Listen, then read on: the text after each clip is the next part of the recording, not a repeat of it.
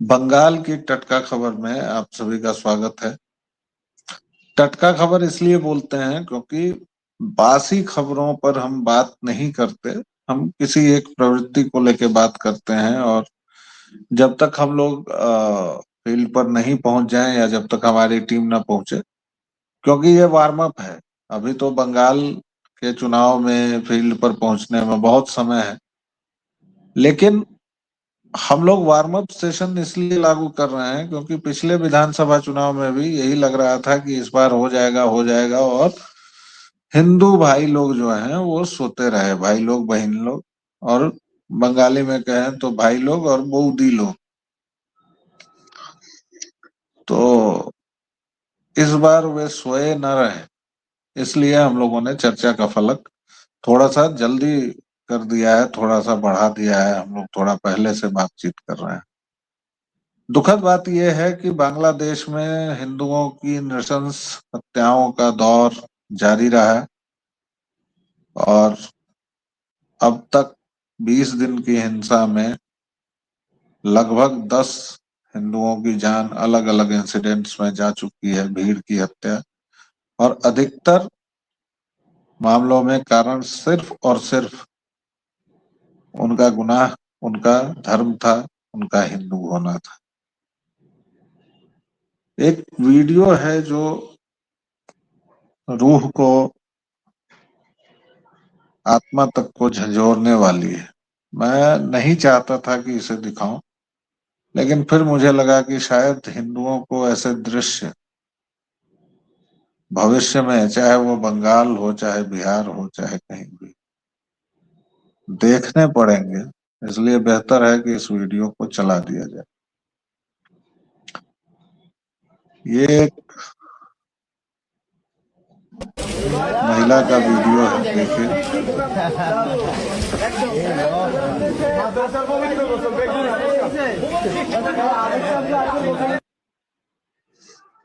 इन गोल टोपियों को देखिए और इन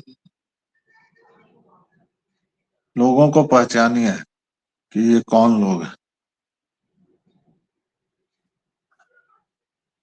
मतलब आपने उस महिला के पीछे की पैशाचिक हंसी देखी, ऋतिक भाई? मैंने देखी है, और मैं उस महिला के बारे में हमारे प्यारे प्रबुद्ध दर्शकों को ये बता दूं कि वो महिला एक मुस्लिम महिला है। उसको ठिठुरती मैंने कड़कड़ाती ठंड में जमात के लोगों ने हाथ पांव बांधकर उसके ऊपर ठंडा पानी उड़ेल दिया। ये आप लोगों के साथ भी होगा, क्योंकि आप लोग तो सोए हुए हैं, और आपके जो कथित रूप से जो आपके नेता लोग हैं, मैं मैं आज आज उनका नाम लेने से गुरेज भी नहीं करूंगा। एक है मोहन भागवत और एक है इंद्रेश कुमार, दूसरे इंद्रेश कुमार। ये लोग इस्लाम को नाफिज करने में लगे हुए हैं, जबकि चाहे इस तरफ वाला बंगाल हो, उस तरफ वाला बंगाल हो, अत्याचार तो हो रहा है। और जिनको मारा जा रहा है, उन बंगाली में कहते हैं नोम शूद्र, मतलब दलित लोगों को मारा जा रहा है, और चुन चुन के उन्हीं को मारा जा रहा है। कल एक और राणा प्रताप करके एक व्यक्ति को मार दिया, जो बांग्लादेश में एक दुकान चलाते थे। उसके पहले खोकोन चंद्र दास को पहले तलवारों से काटा, फिर जला दिया। उसके बाद वो जान बचाते हुए पोखर में, जिसको वहां की भाषा में बांग्ला में कुकुर कहते हैं, उसमें कूद गए। वहां के आदि भाग गए, तो लोगों ने उनको अस्पताल में भर्ती कराया, फिर उनको ढाका ले जाया गया। लेकिन अंततः वो अंततोगत्वा मृत्यु के सामने उनको समर्पण करना पड़ा, उनके प्राण छूट गए। और उस जगह का भी नाम देखिए, बांग्लादेश, बांग्लादेश भी नहीं कहूँ, ईस्ट पाकिस्तानी कहिए उसको, उसका नाम है शरीयतपुर। तो इल्जाम लगा ये लोग ये काम कर रहे हैं, और यहाँ पर ये भाई साहब जो है इस तरह के मोहन भागवत बोलते हैं कि इस्लाम को भारत से कोई हटा नहीं सकता।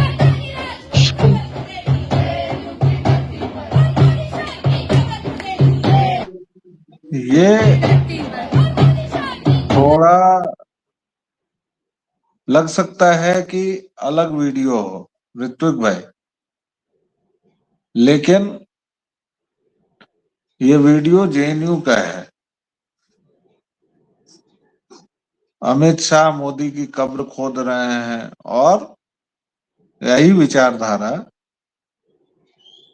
पश्चिम बंगाल को वो बना गई जो आज सिसकता हुआ बंगाल है। मैंने ये सिलसिला बिठाने के लिए वो वीडियो दिखाया है, और उसी पर आप से जानना चाहूंगा कि उस वीडियो और अभी जो बंगाल की हालत है, जिस तरह हिंदू समाज लगातार एक के बाद एक हत्याएं हो रही हैं, और उस समय मुझे ऐसा अनुभव हो रहा है क्यों कि जैसे मैं एक नीरो नामक राजा की तरफ बैठा हुआ हूं और मुस्कुरा रहा हूं अपने सिंहासन पर बैठकर, और नृत्य देख रहा हूं। मेरे सामने नृत्यांगनाएं नृत्य कर रही हैं।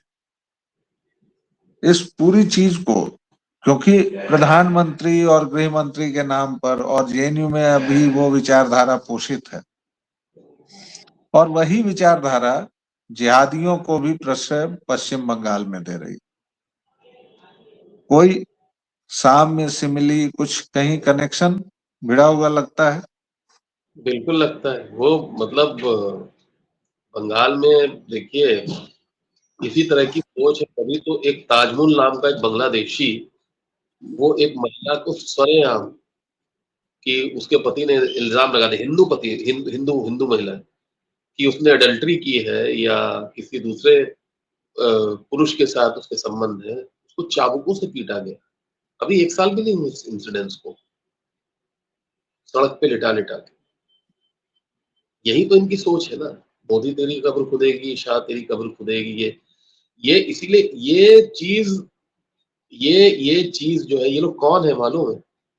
दर्शकों को पता होगा कि नहीं होगा मुझे पता नहीं, लेकिन आप जानते होंगे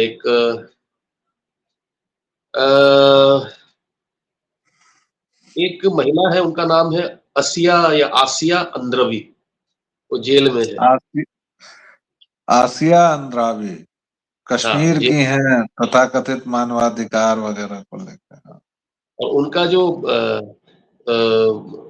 उनका जो ऑर्गेनाइजेशन है, उनकी जो तंजीम है, उसका नाम क्या है? दुख्तरान मिल्लत। अब दुख्तरान मिल्लत का मतलब क्या होता है? जरा बता दीजिए आप ही। वही चीज जेएनयू में चल रहा है। मिल्लत की बेटियां। और मिल्लत क्या होता है बताइए भाई, क्या होता है जिहाद। मिल्लत?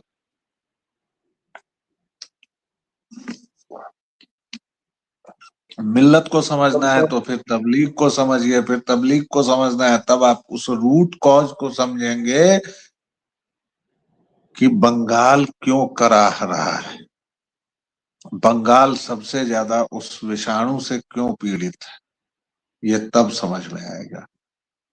जी, आप कंटिन्यू कीजिए प्लीज।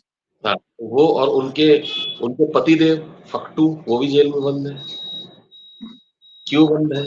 इसलिए उन्हीं के, मतलब ये इनको मैं बुद्धिजीवी नहीं कहता हूँ व्यालोक भाई, एक आध बुद्धिजीवी निकल आए वहां से।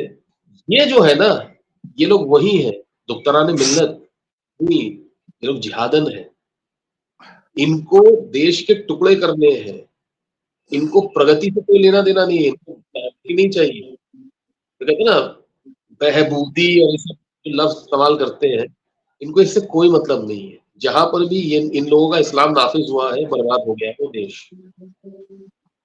मैं इन लोगों को बोलूंगा, आप हमारे खासकर सनातनियों में, हिंदुओं में एक बहुत अच्छी आदत है, किताब खरीद लेना और किताब के पन्ने ना पलटना, बिल्कुल नहीं पढ़ना।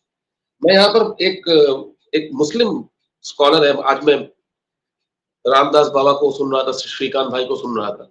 अभी वो मुजफ्फरनगर की वो इमराना का केस हुआ, और अभी एक और केस हुआ है, वो अनीशा अनीशा बानू का, सब लोगों को पता है। तो ये उनके तो आसमानी में लिखा हुआ है ना, हदीस है ना, जब तक कि हुलाला के लिए, जब तक कि पूरा संपूर्ण संतुष्टि ना मिल जाए पुरुष को, तब तक हुलाला हुलाला नहीं होता। तो लिखा ही है उनके उनके हदीस में। तो ये सारी की सारी चीजें हैं। उसके बाद एक किताब है, अज कलम निसार, मुस्तफी पब्लिकेशन की, इसको डाउनलोड करके पढ़ सकते हैं। उन्होंने जो ये अल्लामा मोहम्मद उल कासिम उल अल काजरी नाम है उनका, उनकी किताब है, पढ़ ले। नहीं पढ़ना है, अगर नहीं पढ़ सकते, नहीं डाउनलोड कर सकते, तो असरा नोमानी को सुन लेना यूट्यूब पर।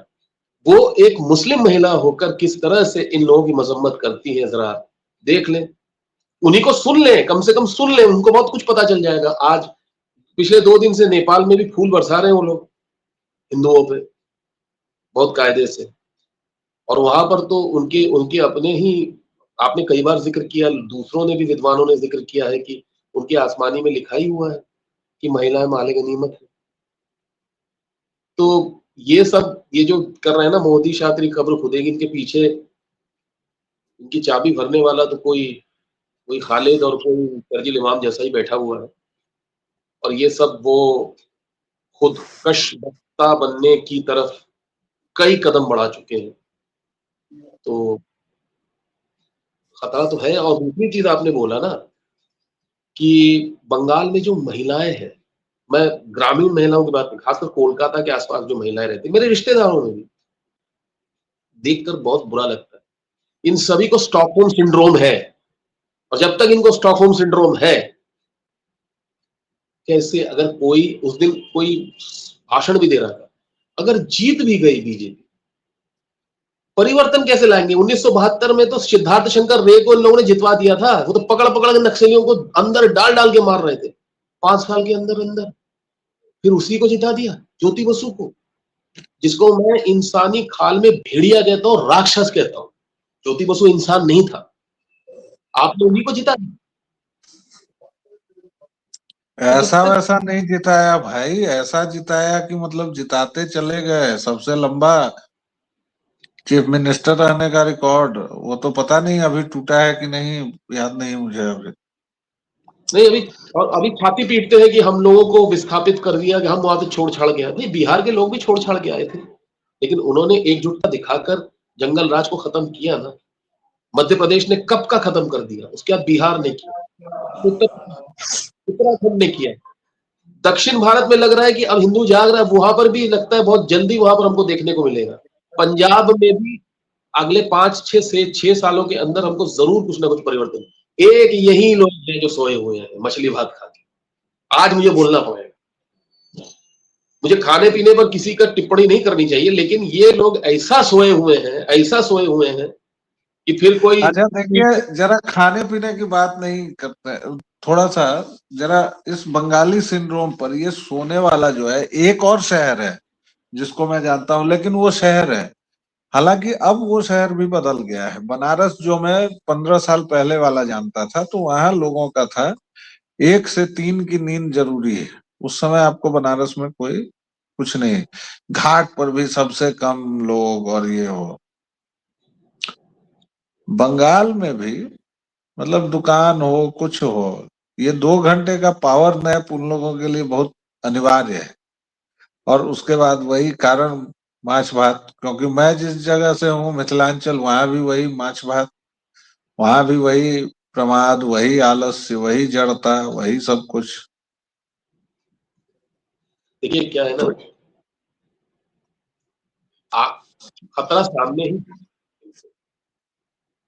अगर अब भी नहीं जागेंगे, सामने क्या है, वहां पर आपके नाक के नीचे औरंगजेब की मस्जिद बनाई जाती है।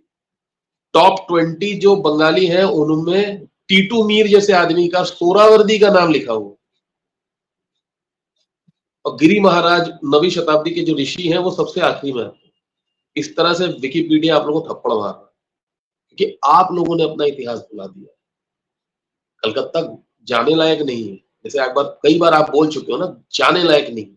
मैंने कई इलाके आपको बताए हैं कलकत्ता के, कोलकाता के, particularly Park Circle, Park Street, College Street, MG Road, Sealdah, उसके बाद आपका वो हावड़ा, उसके बाद आपका ये इधर क्या कहते हैं आपका केडी स्ट्रीट, उसके बाद सेंट्रल एवेन्यू, न्यू मार्केट, विधान नगर, सारे तो बांग्लादेशी बसे हुए, आपको देखने से ही पता चल जाएगा बांग्लादेशी है।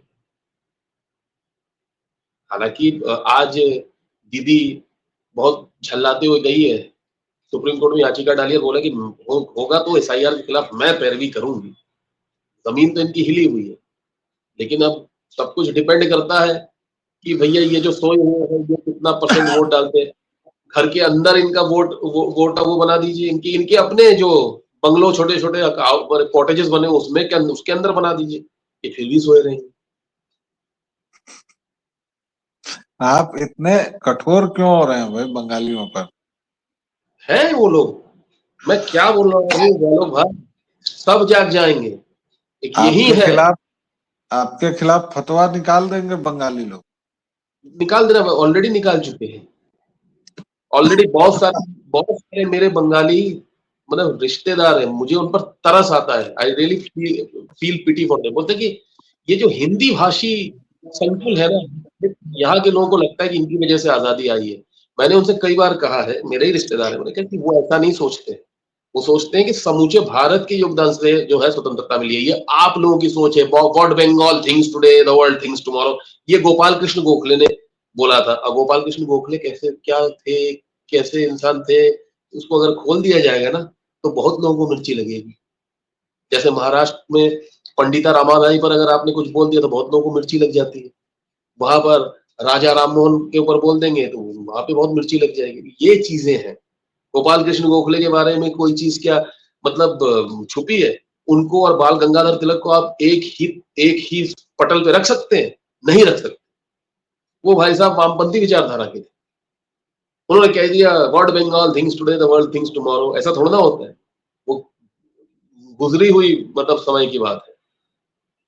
अभी तो बांगाल और घोटी के ही चक्कर में आप लोग, यहाँ तक कि बांगाल घोटी वाला तो भाई प्रतिष्ठित जो बंगाली चैनल्स है उस पर भी मतलब दो टीमों में बांट दिया जाता है, बांगाल और घोटी एक ही परिवार के, और उधर वाले बांगाल बांगाल, इधर घोटी घोटी, ये चल, ये समझ लीजिए। जबकि पीके बैनर्जी जो इतने बड़े फुटबॉलर थे, जो भारत को 1956 के ओलंपिक्स में सेमीफाइनल तक लेकर लेकर गए थे, वो उधर पैदा हुए थे और ईस्ट बंगाल के लिए और मोहन बागान के लिए खेले हैं, मोहन बागान के लिए खेले। ऐसे अजस्त्र उदाहरण है जो उधर उधर जन्म हुआ था।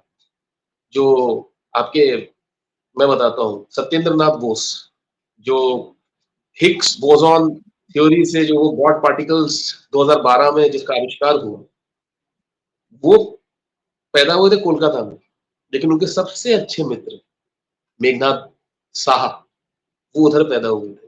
बांगाल और घोटी थे, दोनों इतने अच्छे मित्र थे कि प्रेसिडेंसी कॉलेज में बीएससी में फर्स्ट क्लास फर्स्ट थे Satyendra Nath Bose, Meghnath Saha first class second. MSc में भी यही हुआ और दोनों के पेपर्स आइंस्टाइन ने ट्रांसलेट किए हैं, ये डॉक्यूमेंटेड है। उन लोगों ने कभी ये चीज नहीं देखा कि हम बंगाल है कि घोटी है।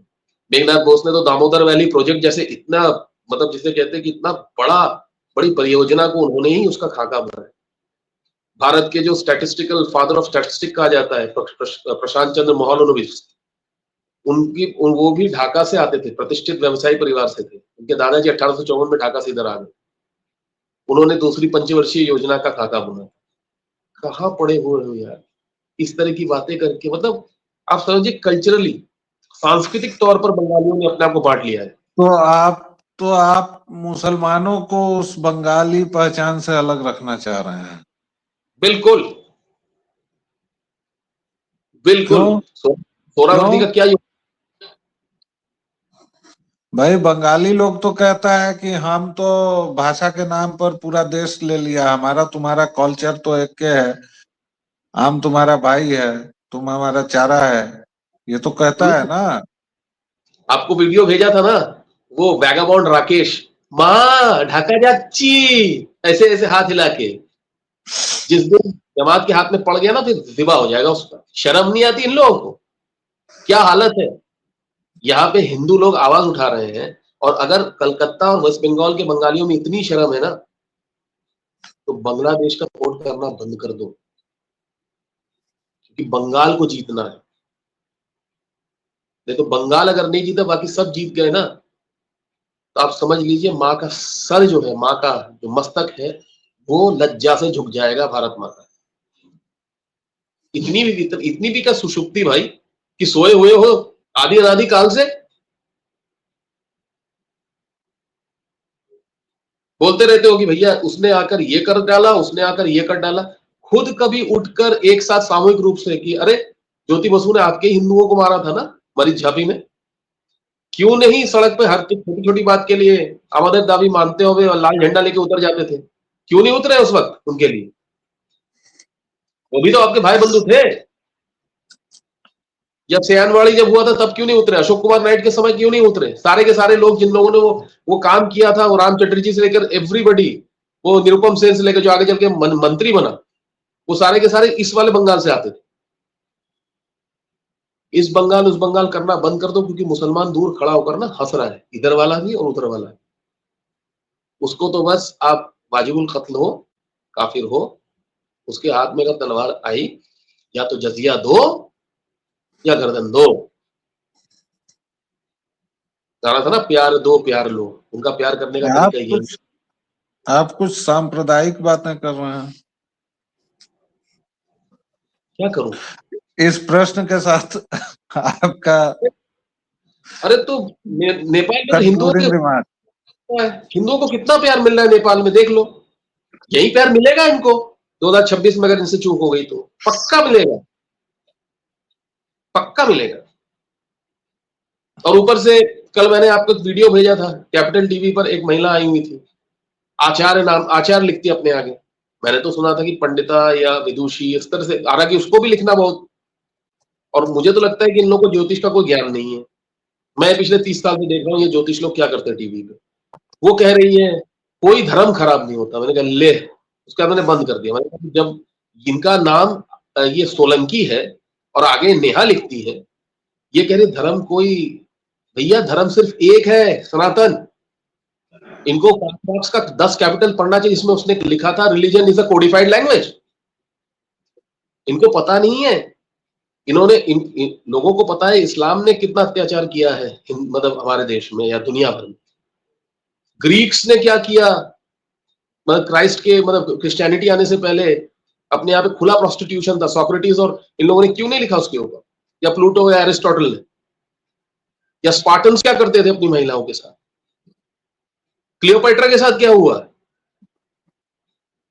मैंने उस बार भी बोला था बंगाल के अंदर रैम्पेंट ये क्या कहते हैं, मतलब कैथोलिकिज्म चल रहा है, इसीलिए बंगाल गरीब से गरीब होता जा रहा है। पर कैपिटल इनकम अगर देश में लोगों की 20-25 हजार 30 हजार तक पहुंच रही है, वहां पे 12,000 है। अगर इन लोगों के चंगुल से नहीं निकले, बर्बाद हो तुम लोग, खत्म हो जाओगे। क्योंकि भाई आप देख लो उन लोगों की सोच क्या है। वो तो आपके चिकन नेक को, यानी भारत के चिकन नेक को काटना चाहते हैं। चिकन नेक क्या, वो भारत की आत्मा है, उसको काटना चाहते हैं। अभी तो वहां पर बैठा हुआ एक वो भड़काऊ भाईजान का एक एमएलए है, उसने ही बोला कि आर्मी का वहां पर हम गैरिसन नहीं बनने देंगे। इन सब चीजों से अगर आंखें मूंद कर अगर शुतुरमुर्ग बन के रहना है तो रहो, रहो। हमारी महिलाओं के साथ हुलाला होगा फिर। और सबसे पहले होगा जिनके साथ स्टॉकहोम सिंड्रोम है। और उधर वाले वो चावल की बोरी वाले भी छोड़ नहीं देंगे। उनके अपनी किताब में लिखा हुआ है कि मासिक धर्म वाली महिलाएं जो हैं अपवित्र होती हैं, उनसे पुरुष दूर रहें। लिखा है ना, मैं अपनी तरफ से तो बला के नहीं बोल रहा हूं, आपको तो पता ही होगा, लेकिन हमारे दर्शकों को नहीं पता। नहीं, उनको भी पता है। अब देश में पूरी जागृति आ रही है, ऐसा नहीं है ऋतिक बाबू, ऐसा नहीं है। सनातनी देखिए, हमारे ऊपर जितने भी, देखिए आवरण इतना मोटा है कि हमें सहानुभूति से काम करना पड़ेगा, एक दूसरे के साथ मिलकर काम करना पड़ेगा, और हम लोग करेंगे। और इसीलिए दर्शकों श्रोताओं, व्यालोक वाणी पर जो आपका स्नेह और प्रेम बना हुआ है, इसको प्लीज द्विगुणित कीजिए, 4 गुना कीजिए, 10 गुना कीजिए, इसको और बढ़ाइए प्लीज। लाइक शेयर और सब्सक्राइब कीजिए यार। रोज रोज तो इस टाइप से मांगता ही हूँ। ये आप लोगों को अच्छा लगता है क्या? एक आधी बार मांग लेता हूँ, आप लोग इतना पहुंचा दीजिए कि फिर आदमी को लगे कि हाँ ठीक ठाक पहुंच गया ये बातचीत। तो दर्शकों, अगले खबर के विश्लेषण तक, किसी नई खबर की तह तक जाने तक, तब तक के लिए दीजिए विदा। एक छोटा सा विराम, फिर हाजिर होंगे। तब तक के लिए जय जय सिया राम। भाई साहब कुछ कहे बिना मानेंगे नहीं जी, आप कहिए, उसके बाद हम लोग बंद करेंगे जी। जय सिया राम। व्यालोक भाई जी आपकी बात जी। फिर से सच हो गई। तो कल आपने गाड़ी से जाते हुए उमर खालिद और शर्जील इमाम के बारे में जो बोला वो बिल्कुल सच हो गई। दूसरा आपने कहा था कि एसआईआर में राष्ट्रपति शासन लगाने की कोई आवश्यकता नहीं है। नीचे बहुत सारे लोगों ने प्रश्न पूछा था। मैं उनसे कह रहा हूँ बिल्कुल नहीं लगाने की जरूरत है। बिना लगाए जब ममता की मतलब जो है ना जमीन हिल गई है, आप लगाकर क्यों उसको मतलब विक्टिम कार्ड खेलने के लिए एक एक साजगार माहौल देना चाहते हो? नहीं करना है वो, बिल्कुल नहीं करना है। और इन्हीं शब्दों के साथ मैं अपनी बातों को विराम देता हूँ। जय सिया राम, हर हर जरूर महादेव, से वंदे